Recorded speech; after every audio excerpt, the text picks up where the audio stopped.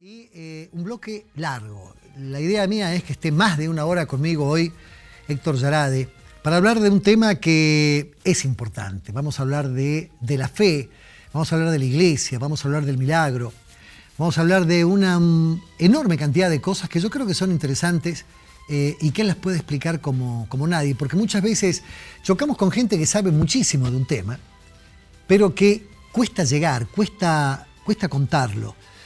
Bueno, él también fue docente, por ende la capacidad de comunicarlo como tiene que ser está de su lado.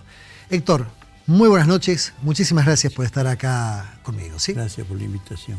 No, por favor, para mí siempre es un verdadero placer.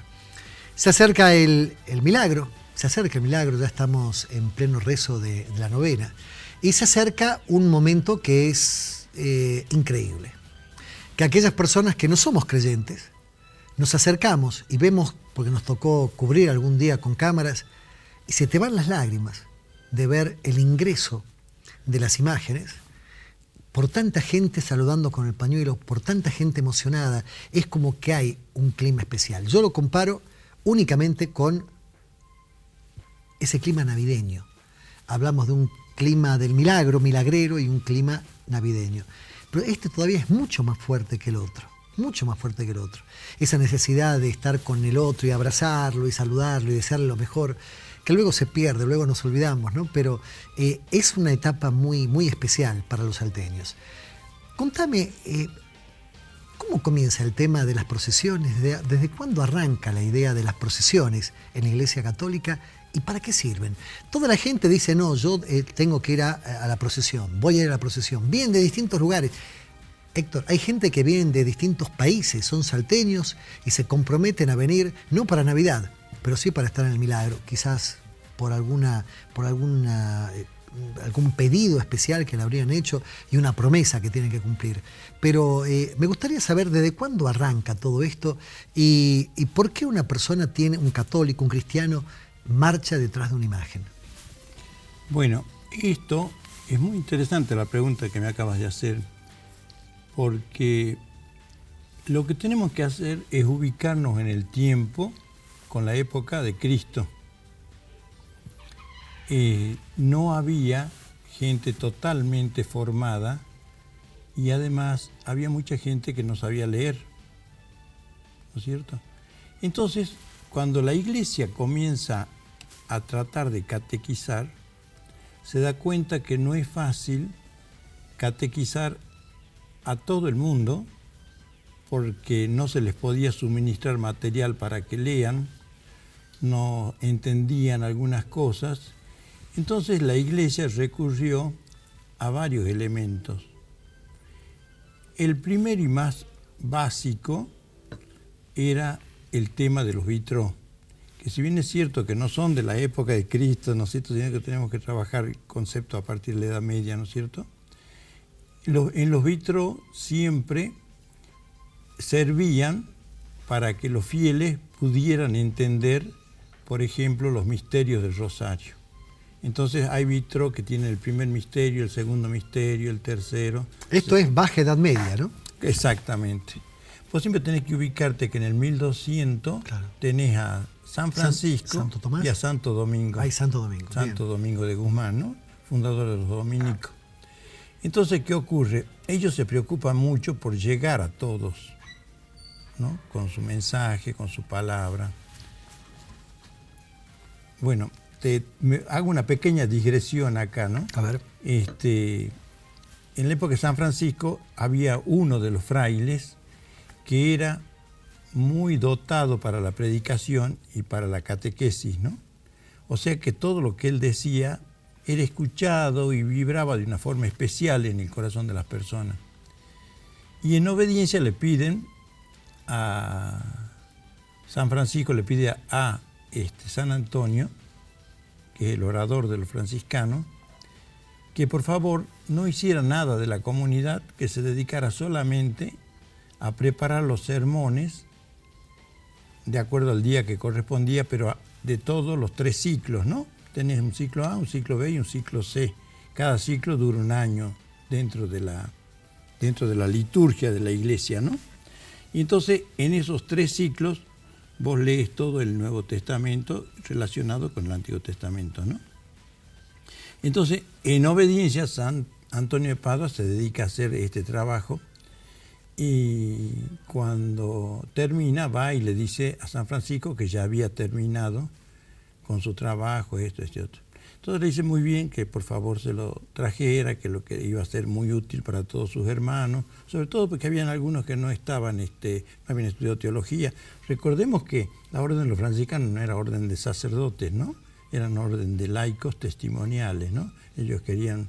Así arrancaron. Así arrancaron, sí. Y cuando llega se encuentra con que desaparecieron todas las homilías. Y entonces dice San Antonio, ¿cómo puedo decirle que ha desaparecido? ¿Cómo quedo yo?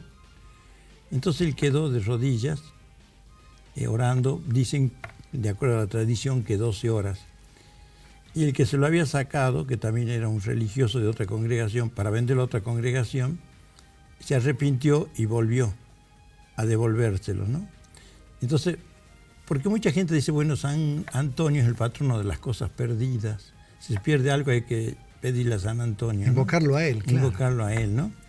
De ahí viene, de ahí arranca la historia. De ahí viene porque a él se le perdieron las cosas y él en oración consiguió que todo lo que había trabajado, imagínate lo que significa haber estado preparando durante todo el tiempo todas las homilías y que los 3 ciclos. Que ya los 3 ciclos, claro, y que diga se me ha perdido, es poco creíble, ¿no es cierto?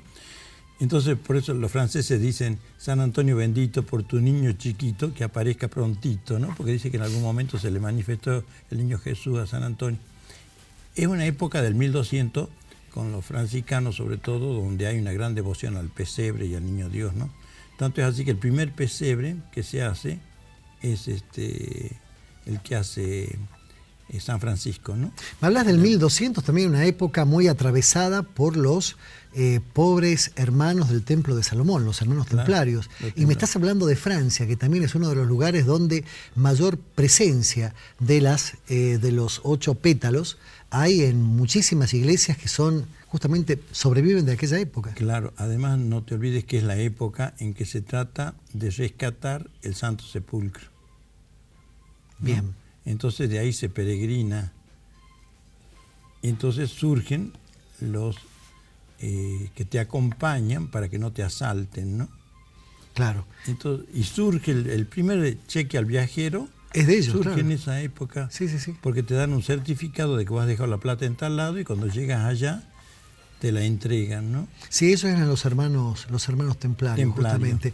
Y vos sabés que dicen que ellos eran muy... La iglesia no los quería.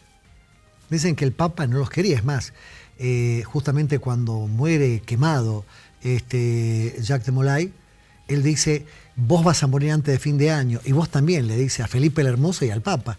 Y bueno, Felipe muere a los 6 meses y el Papa muere antes de fin de año también. Claro. Pero había un odio entre ellos. Pero dicen que la iglesia los soportaba porque ellos tenían... un gran patrimonio, ¿no? Claro, y aparte tenían algo muy importante. Dicen que la cabeza de San Juan era algo que ellos guardaban, como también el Santo Grial. ¿Qué sabes de eso? Lo que ocurre es que primero hay que recordar que es una época donde tener reliquias era muy importante, ¿no? Claro. Y las reliquias tenían un valor que felizmente ahora no se tiene ese fanatismo por las reliquias, ¿no? Por un pedazo de hueso. Felizmente, decís. Claro, felizmente porque no podés quedarte en el... Fíjate que Franco tenía en su escritorio el brazo de Santa Teresa, en una cosa de vidrio así, ¿no? El brazo así, ¿no? Y termina siendo eso fetichismo, ¿no? Porque en realidad Dios es otra cosa, ¿no? No es cuestión de tener huesos de un santo, sotana de un santo. No me parece mal, pero no es a eso a lo que ha venido Cristo, ¿no? Y vos me preguntabas por qué se procesiona. Sí, sí. Bueno, primero acuérdate de los vitrós, ¿no? Entonces suponte... La historia se contaba a través de eso para que sea más claro y que llegue a aquellas personas que no sabían leer. Para que lo vean, ¿no? Sí, sí. La anunciación del ángel a María Santísima, la visitación de María Santísima a su prima Santa Isabel, van así en ese orden los vitrós, ¿me entendés? Uh-huh. Entonces, es una cosa que se puede armar íntegramente la historia del cristianismo, ¿no? Con los misterios del Rosario se arma bastante, ¿no? Bien. Porque está la Anunciación, la visitación a su prima Santa Isabel, el nacimiento, ¿sí? La presentación en el templo y Jesús perdido allá dentro de los doctores de la ley. Entonces, una persona que ve eso y le van explicando, mirá, fue a visitar a su prima Santa Isabel porque estaba embarazada y ella... Me explico, ¿no es cierto? Sí, perfecto. Todo eso resultaba muy catequístico así, ¿no? Y después, siempre la Iglesia ha tenido el concepto de que salimos de la casa y vamos a la casa del Padre. La noción de la vida cristiana no es lineal, sino circular, ¿no? A ver. Vos sales de este punto, sales por la creación de Dios, ¿no es cierto? Sí, sí. Por lo menos en la mente de Dios existe desde todos los tiempos. ¿Por qué decimos de todos los tiempos? Porque Dios no tiene pasado ni futuro. Es eterno presente. Es un eterno presente. Y aún el presente es una convención cultural de los hombres. El tiempo es una convención de los hombres. El tiempo, claro. Ahora vos ponete a pensar que Dios estuviera sujeto al tiempo, que los griegos lo llaman el cronos, ¿no? De donde viene cronómetro. Bueno, si Dios estuviera sujeto al tiempo, envejecería y moriría. Entonces... Es como una especie de... Permanente presente. No cronos, sino Cairo. Cairo. Claro, es un Cairo, es un eterno, un tiempo que va más allá, o que no se rige por un reloj. Claro. Claro, sino por la gracia, digamos, claro, ¿no? Una sí, cosa sí. así. Claro, porque ellos hacían esa división, Cronos y Cairo. Y Cairo, sí. Entonces, Dios no puede estar sujeto al tiempo, porque si estaría sujeto al tiempo, no sería Dios, ¿no? Por eso mucha gente dice, uy, pero ¿para qué le voy a hacer misa para tal persona, para tal otra, si ya se ha muerto hace 20, 30 años? Exactamente, ¿no? Teológicamente se entiende que en el momento en que vos llegas a la presencia de Dios, en ese momento se sabe cuáles son las misas que se van a hacer por el resto de la vida en este mundo para tal o cual persona, ¿no? ¿Cómo? Es difícil. Me ¿no? mataste con eso, Sí. ¿eh? Esto es nuevo. Ojo que yo leo para hablar con vos porque realmente vos lo conocés muchísimo a este tema. Vos sos Pero falta mucho un especialista. Sí, no, vos estudiaste en el Vaticano, todo sí, esto. O pero sea, igual, cuando vos estás ante la presencia de Dios el día que o sea, una mueres, persona muere y llega a la presencia de Dios. claro. Y ahí, Y entonces muchos te dicen, por ejemplo, cuando esa persona hace 30 años que ha muerto, dice, uy, ya hace 30 años que le voy a hacer misa, ¿no? Y lo importante es hacerle misa, porque todas las misas están en el permanente presente de Dios. o sea, 50 años, pero lo mismo. En el momento en claro. que vos estás ante la presencia de Dios cuando mueres, ahí sabe cuáles gracias estás recibiendo por las misas que se han encargado por vos. No es que cada que hay una misa se produce un efecto distinto en la persona, ¿no? Todo es en ese permanente presente de Dios. No sé Eso es teológicamente. Sí, no sé si queda claro. Sí. Claro, al ser todo un presente, la misa no importa que sea hoy, o sea, a los 9 días, o a los 90 días, o a los 9.000 días. Siempre Dios la va a saber cuántas misas o cuántas oraciones o cuántas cosas se han hecho por esta persona, ¿no? Ahora, eso no está medianamente ligado a la época de el Papa, que era un Medici, que un poco vendía indulgencias. Y, o sea, vos eras un tipo complicado en tu vida, entonces, bueno, pagale al Vaticano y que de esa manera va a estar todo bien cuando te mueras. Claro. Y después le fue bien y con los muertos también le ponían un cucurucho con una firma del Papa puesta en la cruz para decir, fue un mal tipo, pero ahora Dios te perdonó. Te perdonó. Con pago anticipado, por supuesto. Y vos tenés que entender que con el tema de las indulgencias, que en realidad el que cuestionaba mucho este tema fue Lutero. Sí, el gran reformista. El gran reformista, cosa que ahora se lo está rescatando a la figura de Lutero, ¿no? En realidad también muchos entienden de que él, más que un cismático, ha sido un angustiado por el amor que tenía a la Iglesia, ¿no? ¿No así Calvino? En realidad el que marca más la la línea es Lutero, ¿no? Pero tanto Calvino como Zwinglio, en realidad ellos siguen un poco este movimiento reformista. No hablo de Enrique VIII, de Inglaterra, Claro. por el tema de las mujeres que tenía y que querían sí. que anulen sus matrimonios y la muerte de las mujeres, ¿no? Sí, sí. Y cuando crearon una iglesia independiente con la jerarquía máxima de la reina o del rey de Inglaterra, ¿no? Pero Lutero, que era sacerdote, ¿no?, de los padres agustinos, ¿no? Y él en realidad vivía muy preocupado y muy angustiado por la iglesia, ¿no? Él quería que sea otra iglesia, digamos, ¿no? Y es comprensivo, ¿no? De que... Claro, porque encima de esa época no era la mejor época de la iglesia. No era la mejor época, y además no nos olvidemos que en esa época que vos me hablabas de los Medici y todo eso, desde ahí viene que los cardenales que vienen que están en el corazón de la iglesia, ¿no? De cor cordis viene el tema ese de corazón, ¿no? Sí, sí. En realidad no era necesario que sean sacerdotes, ¿no? Hasta hoy hay cardenales laicos. Y hay cardenales que son, claro, personas que saben muchísimo de teología, claro. Y hasta hay casos que son simplemente amigos laicos.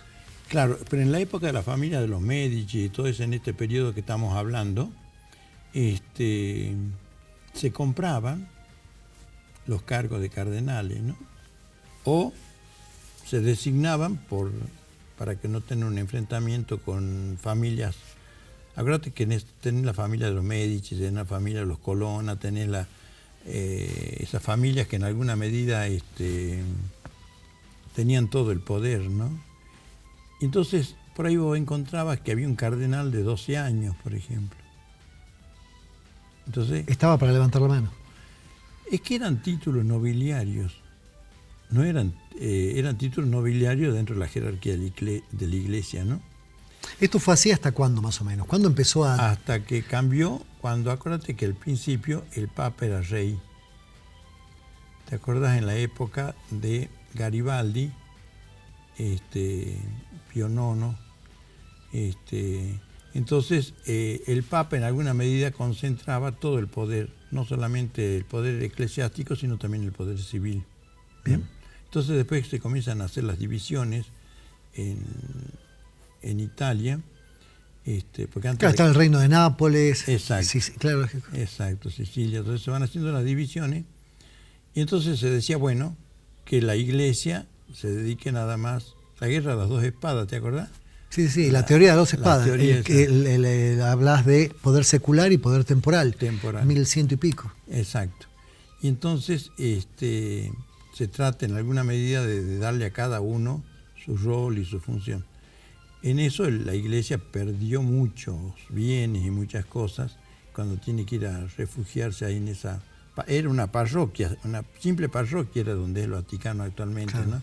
Y ahí se fue y después por el Tratado de Letrán y todo eso se comienzan a reconocerle algunos derechos y ya le dan el carácter de Estado al Vaticano, ¿no? Claro, en esa época recuerdo el problema era muy serio, las peleas entre reyes y papa era, bueno, te quito todas las posesiones, te quito las catedrales, y entonces claro. Salía el Papa a decir yo te excomulgo. Claro. Entonces de repente iban a tironearse de alguna forma al simple ciudadano y le decía, ojo que mi rey te puede decapitar. Claro. Y el otro venía, el sacerdote le decía, sí, pero ojo que el poder de mi rey va más allá de tu vida, llega hasta tu muerte. Y claro, era un momento en el cual después dicen, bueno, arreglemos las cosas, no nos peleemos más. Y medianamente duró la teoría de las dos espadas existe todavía en el día de hoy, ¿no? Y los que han visto la película La Misión... The Mission, ¿te acordás? Robert De Niro. Ahí pueden entender en alguna medida cuando vienen a resolver esos...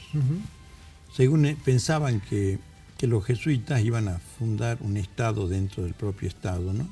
Claro, vos sabés que con respecto a eso y a nuestra historia, vos sabés que a mí me gusta mucho la historia, yo no sabía, pero algo que aprendí hace poco, un libro muy lindo que me regalaron de Máximo Cao, se llamaba, la ciudad se llamaba Santa María de los Tres Reyes Magos de Yapeyú. Ahí estaba justamente el papá de José de San Martín, que llega con 3 hijos, y allí nacen 2 más. el último es José, nuestro libertador.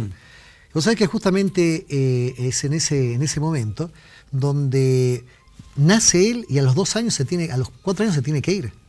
¿Viste? San Martín se va y vive en Buenos Aires. ¿Por qué? Porque hubo una revuelta indígena y uno de los grandes problemas es que justamente el problema de los jesuitas era que decían ellos tienen su propio Estado, generaban su propio dinero, sus propios productos, ellos comercializaban por encima del rey. El rey no se bancó ese tipo de cosas y salió a perseguirlos. Justamente fruto de esas persecuciones es que los indios sueltos es que van a avasallar algunos fuertes, algunos lugares importantes. Por ejemplo, este Yapeyú, que luego queda abreviado como Yapeyú, pero Santa María de los Tres Reyes Magos, así se llamaba, un poblado que era muy, muy rico, ¿no? Estamos hablando de, por ejemplo, 12.000 cabezas de ganado, 4.000 plantas de yerba mate, estamos hablando de 4.000 ovejas. Hablamos de un lugar de 14 fincas que se juntaban, un lugar realmente importante. Claro, como fue en Córdoba, como claro, fue sí. Pero los jesuitas lo que han hecho siempre ha sido, el lema de ellos es ad maiorem gloriam Dei, ¿no? Todo por la mayor gloria de Dios, ¿no? Y ellos lo que hacían eran trabajar con las comunidades de base, ¿no? Porque ellos no iban a atender a los reyes, a los nobles, a los que tenían poder, ¿no? Ellos se ocupaban siempre de los desposeídos, ¿no? Por eso es que San Ignacio les dijo en una oportunidad a los jesuitas que si no estaban perseguidos, que abrieran bien los ojos, era porque se habían prendido con el poder. ¿No? Esas frases así de... Muy duras. No te olvides que él era militar, ¿no? Claro. Sí, es vertical, claro. Claro. Por eso se generales. llama la compañía de Jesús, que es un término del ejército, ¿no es cierto? Sí. Y eso que vos me decías de las procesiones, yo te decía que todo esto es circular. Sí, porque entramos a arborizar, pero nos encanta, sí, así es. Pero, es decir, un poco lo que se quería enseñar, que nosotros salimos de Dios y volvemos a Dios. O sea, salimos con la imagen y volvemos a la lugar. casa y volvemos a la casa. O sea, ahora salimos de la catedral y volvemos a la catedral. Que en realidad es una forma de explicar, ¿no es cierto?, que eso es la vida, el caminar, ¿no? Por eso el tema de las peregrinaciones. Ahora, Dios no nos quiere llagados, lacerantes, lastimados. Qué bueno lo que decís. Qué bueno lo que decís, porque un montón de gente, mi madre, por ejemplo, en la procesión terminaba y entraba a la catedral de rodillas, destruidas las rodillas, pero ella entraba así, entraba de rodillas. Claro. Lo sentía que tenía que hacerlo de esa manera.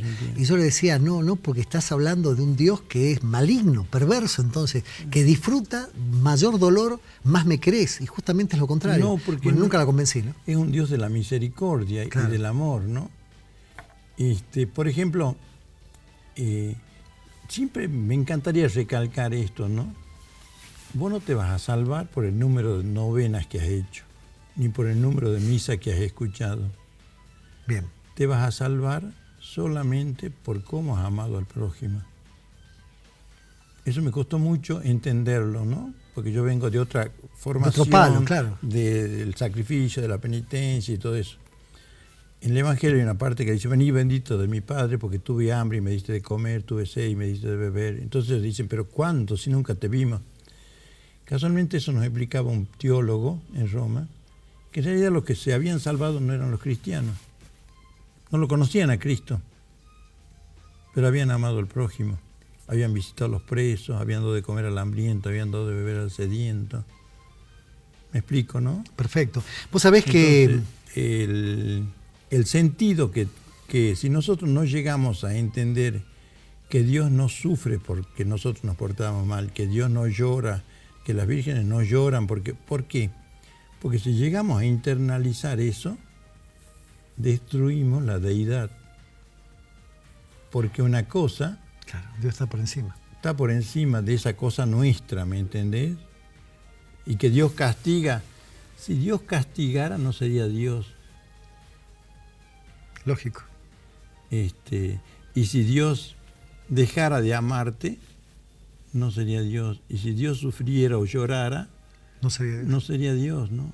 Dios es un estado puro, perfecto, incorruptible, aún a los que no crean en Dios, en lo que sea, pero esta es una sustentación teológica para los que siguen una corriente del pensamiento que es el cristiano, digamos, ¿no? Más que allá del católico, ¿no? El cristiano en general, ¿no? Vos sabés, Héctor, que alguna vez mi hermano me prestó un libro, seguramente lo habrás leído, J.J. Benítez, Caballo de Troya.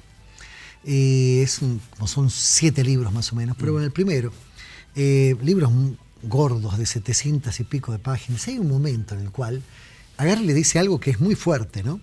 La persona que eligen para ese viaje, más o menos como para que el televidente tenga idea de qué se trata, J.J. Benítez es un ufólogo, o sea, es un especialista en ovnis, español, que escribió muy bien esto y de repente dicen que hay un viaje, como hay un viaje a otros planetas, este era un viaje a través del tiempo. Y bueno, eligen un tiempo y dice el tiempo de Cristo. Preparan a una persona atea, lo preparan en arameo, lo visten acorde y lo mandan en una cápsula del tiempo, en esta ficción perfectamente armada por J.J. Benítez, español. Llega justamente está con Cristo, está con Jesús, y de repente, Cristo lo detecta inmediatamente como que no es de ese lugar. Habla mucho con él, luego está convencido, él está convencido de Cristo, y dice, qué lástima que nunca voy a poder ver a tu Padre. ¿Por qué? Le dice Jesús. Y él le dice, porque yo soy ateo.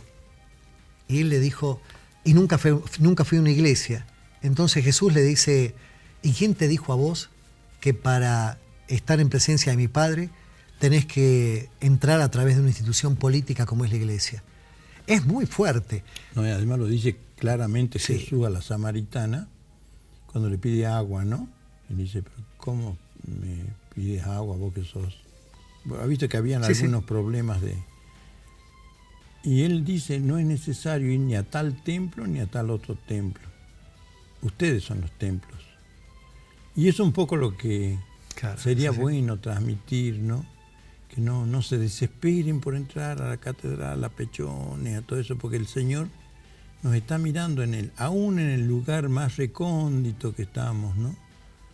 Pero es bueno así superar la teología del castigo, ¿no? Pero cuesta, ¿no? No te olvides que nosotros tenemos formación española y los españoles vinieron con un patetismo, con imágenes sangrantes, lacerantes y todas esas cosas, ¿no? Yo creo que la deidad es otra cosa, ¿no? Y que no puede ser esto, ¿me entendés? Claro, porque fíjate que es medio, es fuerte, ¿no? De repente, no conozco religiones que sea tan patético como llevar una cruz con un Cristo clavado, con un ser humano clavado, claro, porque en realidad era un ser humano clavado, sangrante, y eso lo llevas. O sea, yo la última foto que me gustaría tener conmigo es mi viejo en un cajón.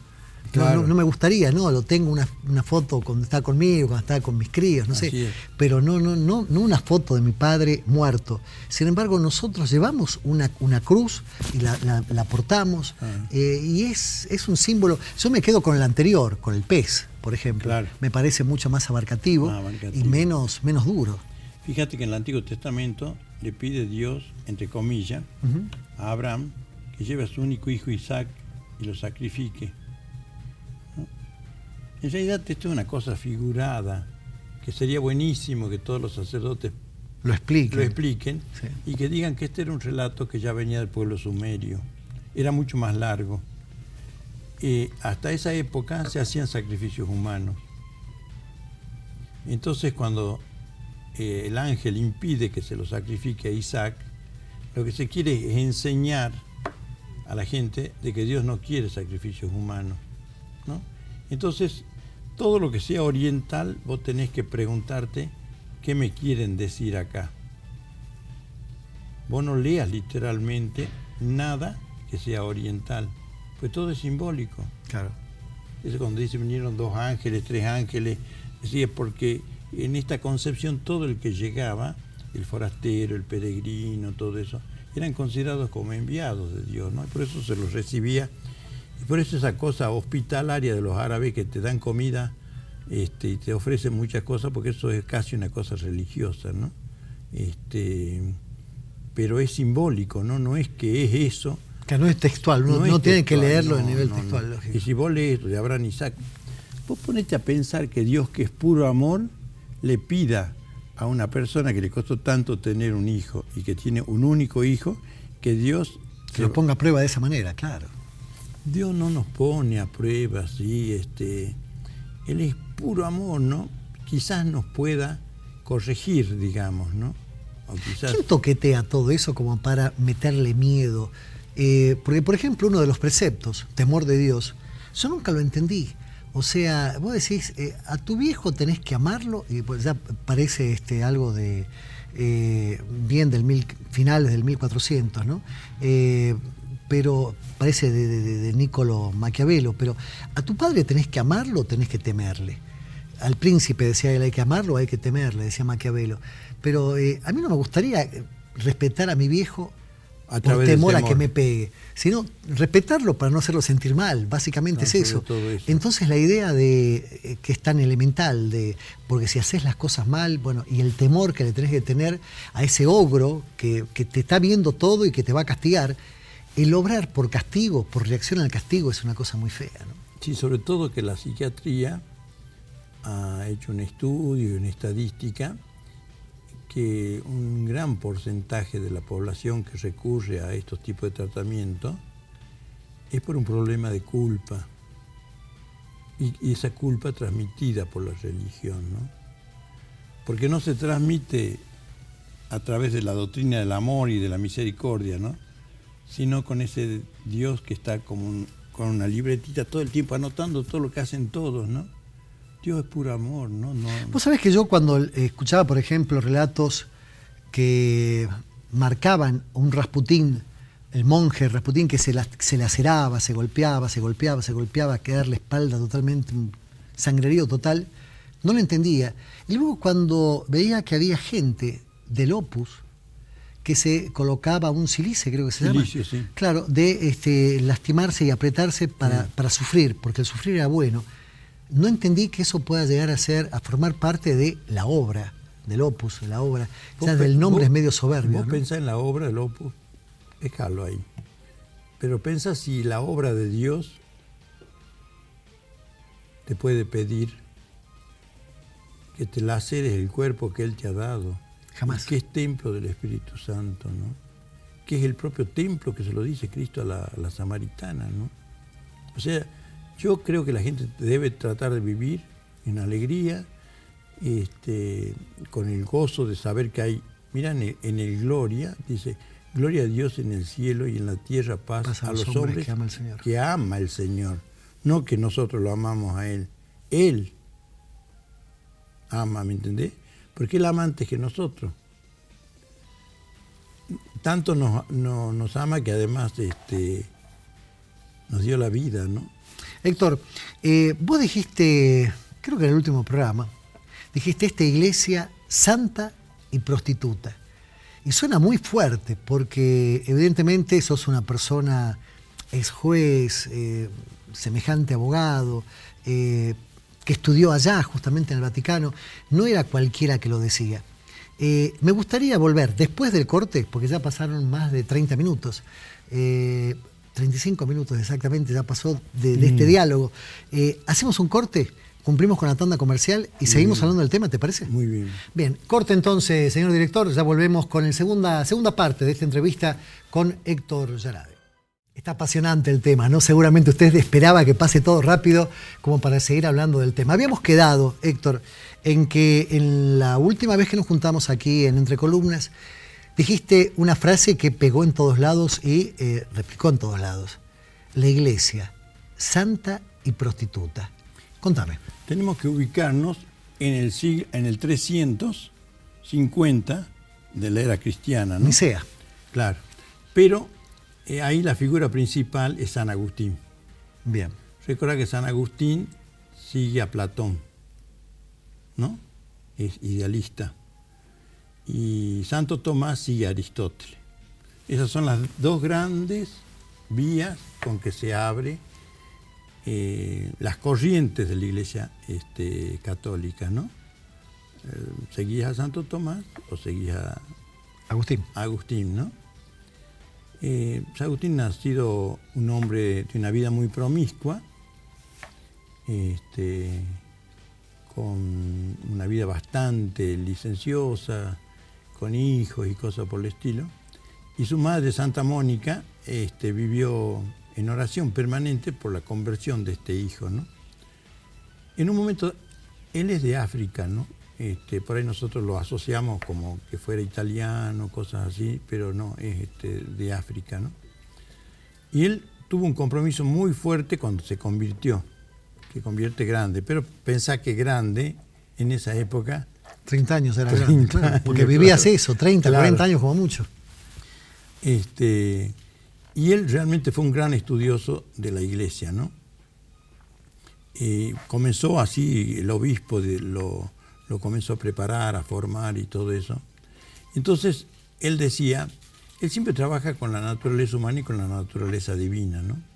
La Iglesia no es solo naturaleza divina, la Iglesia también es naturaleza humana, como lo fue Cristo, ¿no? Que tenía las dos naturalezas. Sí, sí. Porque lo veías corporizado, ¿no es cierto? Lo veías que sufría, lo ves que llora cuando muere Lázaro, ¿no? Entonces, él dice que llega a la conclusión de que no pueden seguir sosteniendo de que todo lo que es la Iglesia es perfecto, porque no es una sola naturaleza, sino que tiene dos naturalezas. Entonces, en la naturaleza humana, como tal, el pecado existe. Y entonces la Iglesia es pecadora, ¿no es cierto? Y es santa. Pero esto es cierto que ha molestado a algunos cuando lo dije, pero tengo la bendición de San Agustín, que él lo dijo antes. Entonces él decía que la Iglesia era santa y pecadora, o santa y prostituta, ¿no? Vos sabés que me refiero en el sentido sí. de que viste que agarraron cardenales traficando dinero. Sí, Paul Marcinkus, por ejemplo, bueno, el escándalo del Vaticano. Actualmente con este Papa, uno que pasaba 30 millones de euros, ¿no? En un avión privado. Bueno, eso es la naturaleza humana. Ahora, ¿cuál es la ventaja de no cegarse a ver los errores de la Iglesia? Porque es la evidencia de que el Espíritu Santo existe. Porque si no fuera el Espíritu Santo que sostiene la Iglesia, ¿cómo puede haber durado 2000 años esta Iglesia con tanta corrupción, con tanta pedofilia, con tanta... Eso fue una constante, ¿no? Una constante. Bueno, y en épocas peores, ¿no? En la época del Renacimiento, no sabes lo que ha sido. ¿Por qué? Porque además siempre que llegan épocas, suponte en el 1000 o en el 1500 o en el 2000, sí, siempre se piensa que es el fin del mundo, que esto, que otro, sí. ¿no? Entonces se tiene así ese sentido apocalíptico, ¿no es cierto? Y escatológico, ¿no? Como que es el fin de todo, ¿no? Sí, sí. Y en realidad, si esta charla sirviera para que esto que les voy a decir ahora a alguien le llegara, yo ya me sentiría satisfecho, ¿no? Ustedes pueden pensar que un Dios Padre, amoroso, misericordioso, va a crear un mundo para en algún momento destruirlo. ¿Podés asociar un Dios con esa otra actitud? No. Por eso todas esas personas que encuentran vírgenes, que anuncian el fin del mundo, este otro, que ahora estén tranquilos, porque ninguna virgen puede anunciar nada que no esté en el Evangelio. Porque si anunciara algo que está por encima del Evangelio, sería más que Dios. Y eso no es así. Vos sabés que muchos acusan al cristianismo de tener un Dios campeón. El Dios campeón sería, yo pido por mi abuelita. Y de repente se muere mi abuelita. Dios sabe lo que hace, porque si no iba a sufrir mucho. Y si la abuelita se salva, ¿viste? Dios le dio vida. O sea, siempre gana Dios. Yo creo que tiene mucho que ver con el tema de cómo pedimos y el poco conocimiento realmente que tenemos de la iglesia. O sea, sabemos esto del temor, vos tenés que estar dentro de esto y punto, y no más allá así, no. Y no es así, ¿no? Claro. En realidad, Cristo dice, si tuvieran fe como un grano de mostaza, que es lo más pequeño que hay, el grano de mostaza, podrían correr montañas, ¿no? Todo es la fe que uno le pone a lo que está por hacer, a los deseos que tiene, es decir, lo cual no te convierte en todopoderoso. ¿Es así? Claro. Pero sí, Dios te... Vos sos poderoso, vos tenés que empoderarte a través de la fe, claro. ¿Por qué? Porque formas parte de la naturaleza divina. No sos naturaleza divina solamente, ¿no? Formas parte de la naturaleza divina porque yo soy una emanación de la divinidad, ¿no? Vos una vez me contaste, cuando hablabas de los cardenales, tu permanente cuestionamiento hacia ellos, ¿no? Me decías, pues en esa época estaban por elegir un papa y decías, pero uno se queja. Había épocas en las cuales tuvieron años para elegir un papa, hasta que alguien dijo, cerró, no hay más comida, no hay más nada para ustedes, ahora ustedes van a tener que elegir ya, porque ya se habían pasado de comidas y comidas, claro, y bebidas. Pero es importante lo que vos decís, porque de ahí surgen los términos de la reunión para elegir papa. Esto ocurrió en Viterbo, ¿no? Sí. Se trasladaron ahí los cardenales a Viterbo y los atendían el municipio de ahí como a reyes para que elijan papa, ¿no? Entonces ellos lo pasaban brutal. Claro, pasaban bomba. Bomba porque todos los días. El asunto es que terminaron las arcas de Viterbo, entonces dice, ¿qué hacemos con esto?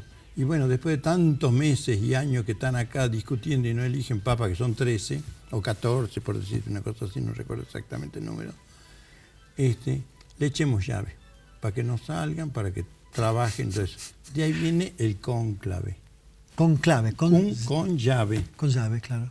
Entonces, cuando entran a deliberar, es el cónclave porque se les echa llave y no pueden salir para afuera. Mira qué bárbaro, ¿no? Y entonces, sí, eligieron rapidísimo. Cuando ya no le daban comida, eligieron rapidísimo, ¿no? Sí. Entonces, se acabaron los argumentos. Se acabaron, sí, las discusiones y todo eso. Vos sabés que otro de los temas que habíamos tocado en su momento y que fue realmente increíble, habíamos mostrado a San Pío cómo estaba con este fenómeno tan difícil de explicar como es la incorruptibilidad. Yo recuerdo que vos habías señalado que el hecho de no corromperse el cuerpo no es señal de que sos santo. O sea, eso no define absolutamente nada. Pero es real. Hay cosas que no se pueden explicar. Y hablabas, por ejemplo, de San Bernadette. Santa Bernadette. Santa Bernadette. Y justamente decía, qué difícil que debe ser esto de que la Iglesia lleve una causa como para que, a ver, esto es realmente un milagro o es obra de, no sé, una persona que se está muriendo, que de repente, sin explicación, esté viva, una persona con un pulmón totalmente colapsado, que de repente al otro día, después de rezar y colocar una estampita de Santa Bernadette, ya estaba curada. Es medio difícil de explicar. Y me gustaría algo que no hablamos, que me quedó en el tintero de aquella vez, la figura del abogado del diablo, en todo esto que nosotros muchas veces la utilizamos, pero no sabemos la raíz de ese término. Claro. Hay lo que se conoce con el nombre del postulador de la causa de los santos. Postulador, bien. Entonces el postulador prepara, primero en el ámbito diocesano, donde vivía esa persona, ¿no es cierto? El obispo llama a los testigos, pregunta cómo ha sido esta persona, qué pruebas tienen, qué testimonios pueden dar, todo eso. Entonces el postulador de este santo, se llama el postulador de la causa de los santos, ¿no? La llevan, se eleva después en última instancia al Vaticano, ¿no es cierto? Y ahí se pone también a alguien para que vaya rebatiendo todo lo que dice. Porque también la Iglesia, si dice que desde chiquito me daba agua bendita, no es muy convincente para hacerlo santo, ¿no es cierto? Entonces, ¿qué es lo que quiere la Iglesia? Que el que sea santo haya vivido la vida en testimonio de vida, sobre todo, en amor al prójimo, y haya vivido heroica ese es el término que se emplea, el tema de la heroicidad, ¿no? Para dar testimonio de vida, ¿no? Ahora, ¿antes era más difícil ser santo que ahora o antes era más fácil ser santo que ahora? En realidad, a ver, vos ponete a pensar lo que ha pasado con la Iglesia Ortodoxa, ¿no? En la Iglesia Ortodoxa, ¿cuáles son los únicos santos que tienen? Los 12 apóstoles, ¿no? Y San Miguel, San Gabriel, Miguel Arcángel, ¿no? Bueno, ¿por qué? Porque en realidad los que dice que son santos, que además yo quiero que entiendas de que no estás obligado a creer que tal es santo o que te interese tal vida de tal o cual, ¿no es cierto? En eso la Iglesia dice, de acuerdo a todo lo que se ha estudiado, a las pruebas que tenemos, al milagro recibido, porque viste que hay varias etapas, ¿no es cierto? Primero se hace como un siervo de Dios, ¿no es cierto? Sí, sí. Después se lo hace beato, después se lo Y hace recién santo, santifica. ¿no?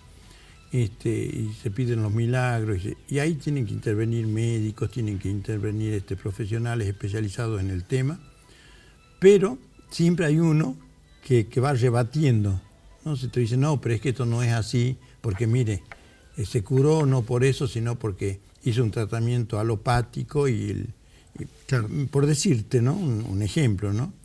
Entonces, en estos procesos de beatificación y de canonización, ahora, desde Juan 23 más o menos, es cuando se comenzó a ser más numeroso el número de canonizados, ¿no? Fíjate que el Papa está ahora en Colombia y ha canonizado a 2, hoy casualmente, ¿no? Que murieron mártires, ¿no? Por defender la fe y todo eso. Pero estamos hablando de qué época, o sea, santificó a 2, sí. ¿De qué época? ¿Que habían vivido en qué No, época? contemporáneos. Como Monseñor Romero. Sí. ¿Ha visto que lo matan a Monseñor Romero mientras estaba en El Salvador? ¿No? Sí, levantando la... Sí, entonces yo entiendo que esas personas no pueden no ser santos, ¿no? Porque no hay amor más grande que dar la vida por sus fieles. Por sus amigos, ¿no es cierto? Ahora, él que dio su vida por todos, ¿no? Sí. Y él no estaba muy convencido, él en un comienzo, tenía hasta cierta ligazón con el gobierno. Es que lo nombran a él porque era un tipo más bien conservador, claro. Más bien Y luego se da cuenta de lo que pasa y se juega por el pueblo. Pasando, dice, no, esto no es el testimonio de vida. Y había cristiana. Que limpiarlo a él, lógicamente. Y había que limpiarlo a él porque él es el que comienza a hacer las denuncias. ¿Te llamó la atención a vos el tiempo récord en el cual es santificado Escrivá de Balaguer? Lo que pasa es que todo eso tiene también mucho que ver con la jornada de la juventud que hubo en Roma, ¿no? Y algunas otras connotaciones de deudas que quedaron en el Vaticano, ¿no? Eso es Juan Pablo II, ¿no? Juan Pablo II. Sí, algunos dijeron eso, que era mucho dinero que faltaba y de repente una congregación poderosa que ponía la plata, pero a cambio de apurar de alguna manera el trámite para la canonización. Yo, desde mi punto de vista, además no tengo... Pero a mí siempre me parece mucho más prudente no apurar estos trámites, ¿no? Claro, que se den, que cumplan su tiempo. Cumplan su tiempo, porque mira lo que pasó con el fundador de los Legionarios de Cristo, ¿no? Una de las más importantes económicamente del mundo, ¿no? Y ese hombre si moría iba a hacerlo, no sé, por eso digo, Dios habrá intervenido para que se descubra todo antes que se muera, ¿no? Claro. Pero no es que yo estoy para juzgar, como dice el Papa, ¿no? Pero sí me parece que la Iglesia debe ser prudente, ¿no? Como que es, ¿no? Dentro de lo posible es. Y hay personas que tienen un criterio de más prudencia que otros, porque también es cultural, ¿no? Los latinos somos más imprudentes. Sí, es más típico. impulsivos, Es típico. ¿no? Los alemanes vos ves que tienen una cosa más austera, más rígida, más... Vos sabés que, ya para ir terminando, me gustaría tocar el tema de Salta, evidentemente. Salta es muy particular. Yo recuerdo alguna vez que hayas dicho de Monseñor Tabela, recordar a Monseñor Tabela diciendo, Salta es milagrera. Claro. Y claro, eso es un poco como que estamos en esto del milagro, pero ojo que no se acaba con esto y podemos ir un poco más, o podemos ir por más. Ahora, yo noto que hay grandes diferencias. Por ejemplo, son cosas de mucha fe, ¿no? Vas a la Virgen del Cerro. Ves 70, 80, 90 colectivos todas las semanas que van a la Virgen del Cerro. Ves una persona que un poco es la que media en todo esto, algo medio circense, un espectáculo que te toca y te caes porque la imposición de manos, muy de circo más que de religión. No obstante, la Iglesia como que de alguna forma compite o ningunea esa expresión de fe y decís, hay entonces escalas, hay niveles. ¿Qué es lo que pasa entre la Iglesia Católica y la gente que un poco armó todo esto y que, bueno, es un éxito de alguna manera? Porque hay gente que te asegura, yo estaba enfermo, mi hijo estaba enfermo, mi hijo ahora está sano. Es que eso es lo que dice Cristo. Si tuvieras fe como un grano de mostaza, es la fe lo que te salva, no la intercesión de tal o cual. A mí yo quiero decir lo siguiente. ¿Te salvas vos solo? Claro. Tiene que ser una cosa profunda en la convicción, ¿me entendés? Hay un libro de Pablo Dors, un sacerdote fantástico, que además fue asesor ahora del Papa, ¿no? Él hace todo el tema de la meditación profunda, ¿no? Lo difícil que es y cómo cuesta concentrarse y todo esto. Pero yo te hago esto, yo te lo voy a contestar por una forma elíptica lo que me acabas de preguntar. Bueno, la señora esta dice que habla mucho con la Virgen le dice, le cuenta y todo eso. Fíjate, ¿sabes cuántas veces habló la Virgen en todo el Evangelio? No. 4. Al niño que le pregunta dónde estuviste, te estuvimos buscando, cuando se pierde entre los doctores de la ley, cuando va a las bodas de Cana, no tienen vino, ¿entendés? O sea, o cuando está en la cruz, por ejemplo, madre ahí a tu hijo, hija ahí a tu madre, ¿no? Cuando Cristo dice eso, ¿no? Pero vos no encontrás que la Virgen tiene protagonismo. Porque ¿qué puede decir la Virgen más allá de lo que está en el Evangelio? Porque ¿sabes qué es lo que pasa? Estas vírgenes que te dicen, si rezas el rosario, te va a dar tal cosa. Si haces la penitencia, te va a dar tal cosa. Es un toma y daca. Eso destruye todo el principio de la gracia. Nuestra iglesia está estructurada a través del principio de la gracia. ¿Qué quiere decir la gracia? La gratuidad. Dios es el que nos ama, Dios es el que nos da y nos da gratuitamente, ¿no? Nosotros por amor a Él podemos no ofenderlo, no hacer lo que... Pero no es que Dios sea Santa María del Trueque, ¿no? Que se hace Santa María del Trueque, me gustó. Creo que es una muy buena idea, me encantó. Claro, que es lo que yo noto, que en la gente que va mucho a Urucupiña, va porque piden auto, piden casa, y hay que hacer tal cosa, hay que hacer la fiesta, y hay que hacer esto, y hay que hacer este otro. Y está lejos de una verdadera evangelización, ¿no? Es cierto que Juan 23 dice, evangelicen a partir de su cultura. No te dice que destruyas esto, pero den un pasito más allá, ¿no? Claro, la idea del ecumenismo no tiene nada que ver con esto, ¿no? No, porque esto es en el seno cristiano, claro, ¿no? Lo que pasa es que esto es un sincretismo más que un cristianismo, ¿no? Porque claro, está la Pachamama, que es la Virgen María, ¿no? Pero todo esto no fue parido también mediante un sincretismo. O sea, Nicea, ya que vos hablaste del siglo IV, Nicea no fue, Constantino no fue justamente el que en Nicea trata de buscarle por una cuestión de manejo de poder, ¿no? Claro. Los paganos son complicados, son difíciles. Los cristianos no, ponen una mejilla, después ponen la otra si le llegan a pegar, o sea, no te van a contestar, o sea, es mucho más fácil manejar un pueblo cristiano que manejar un pueblo pagano. Claro. ¿Qué hacemos? Tratemos de pegarlos de alguna forma, le demos un dios también, no pueden pasar de pila de dioses a ninguno, a uno, Entonces tratemos de buscarle formas, cosas que se puedan llegar a ser compatibles. No te olvides que cuando se crea el Imperio Romano, iban anexando pueblos. Claro. Y todos los pueblos que anexaban llevaban su lengua, su religión, su cultura, y no se los destruyeron. ¿No? No, los dejaron porque decían que cada uno debía estar... Después donde el cristianismo comienza a crecer, y el tema de dar una mejilla y te pega una mejilla, poner la otra, eso influyó mucho para que se culpara al cristianismo de que los soldados no eran verdaderos soldados y por eso se perdió el imperio.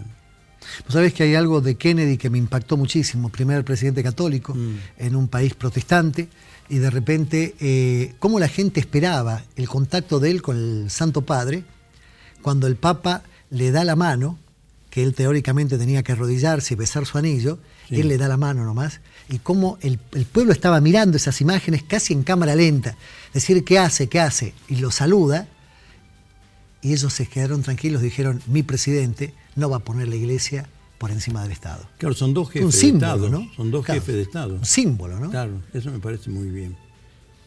Un jefe claro, porque de Estado. estás hablando de un jefe de Estado, del Estado Vaticano. Cuando vos pides una audiencia para el Vaticano, vos tenés que mandar el pliego del temario que vas a tratar. Si vos pides una audiencia y no has mandado el temario, el Papa te recibe y duran muy poquito las audiencias, porque el Papa no puede sacar el tema. ¿Al Papa no puede sacar el tema? No, salvo que él haya invitado. Bien. ¿Me entendés?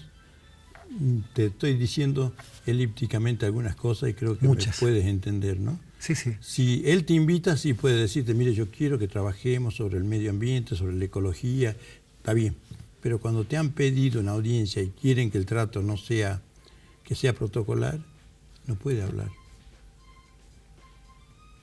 Para finalizar, Papa Francisco generó una revolución. A los que les gusta, a los que no les gusta, creo que marca un antes y un después muy fuerte.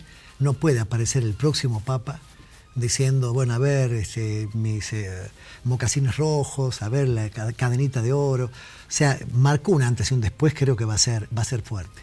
Reitero, hay muchos en Argentina que lo odian, hay muchos en Argentina que lo aman, y es un poco la característica de lo que pasa en todo el mundo, porque es lo que pasa también en el seno de la Iglesia.